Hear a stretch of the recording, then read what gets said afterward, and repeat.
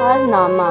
इसी जिद्दोजहद में दिमाग लगा रहता था कि मेरी पूरी दुनिया ही बदल गई है तुम्हारे आने के बाद। प्रेगनेंसी में मेरी बहुत केयर होती थी, हर छोटी बड़ी चीज़ का ख्याल रखा जाता था और इतनी पैम्परिंग मिलती थी कि लगता था कि मैं 7वें आसमान पर हूँ। जरा सा भी दर्द नहीं सहने दिया जाता था, चाहे वो कमर का दर्द हो या सर का, बस आराम ही आराम। और फिर अचानक से तुम्हारे आने का टाइम हुआ और मुझे दर्द शुरू हुआ। पर ये क्या, सारे किए जिसे हवा हो गए और सब मुझे बस दर्द सहने की सलाह दे रहे थे जो मेरी बर्दाश्त से बाहर था। और वहाँ से शुरू हुए तुम्हारे लिए मेरे मन में करवाहट का सफर। और हो भी क्यों ना, आखिर तुम्हारी वजह से मैं इस हालत में आ गई थी।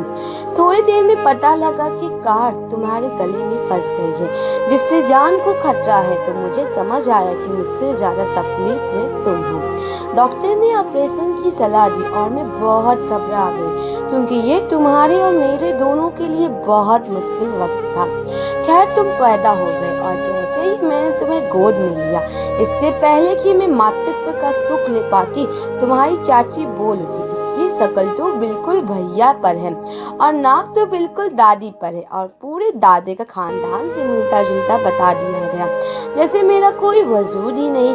मुझे बहुत बुरा लगा, लेकिन दिल ने कहा नहीं यार, चाहे जैसे भी है दिखे आखिर है तो मेरा ही। पर दिमाग कुछ और ही कह रहा था। जब कुछ दिनों बाद रोज रात को तुम्हारे साथ जागना पड़ता, तुम्हारे पैम्पर्स डायपर चेंज करने पड़ते थे और दिन में जॉनसन बेबी ऑयल से तुम्हारी मालिश करके तुम्हें नहलाना होता था, तब दिमाग कहता था कि अब कहाँ गए वो रिश्तेदार जो बोलते थे कि तुम अपने पापा की तरह दिखते हो, और कहाँ है वो तुम्हारे पापा। इसी जिद्दोजहद में दिमाग लगा रहता कि मेरी दुनिया ही बदल गई तुम्हारे आने के बाद और मैं इन सब से छुटकारा पाना चाहती थी। कुछ दिनों बाद जब एक दिन तुम्हारे पेट में अचानक से दर्द हुआ तो सबने तुम्हें अपनी गोद में उठाया, लेकिन तुम किसी के पास चुप नहीं हो रहे थे। तब जैसे ही मैंने तुम्हें अपनी गोद में लिया, तुम्हें शायद कुछ आराम मिला, जैसे तुम हाथ पसार कर मेरी तरफ आना चाह रहे थे। मैं समझ ही नहीं पा रही थी कि मेरा स्पर्श मात्र ही तुम्हारी जिंदगी से एक दवाई से ज्यादा अहमियत रखता है और मैं ही तुम्हारा संसार हूँ। उस वक्त मेरे दिल ने मेरे दिमाग पर जीत हासिल कर ली और मैंने तुम्हें अपनी बाहों में ऐसे लिया जैसे तुम्हें दुनिया के हर दर्द से बचा लूं। तुम्हारी प्यारी माँ। Thank for watching friends.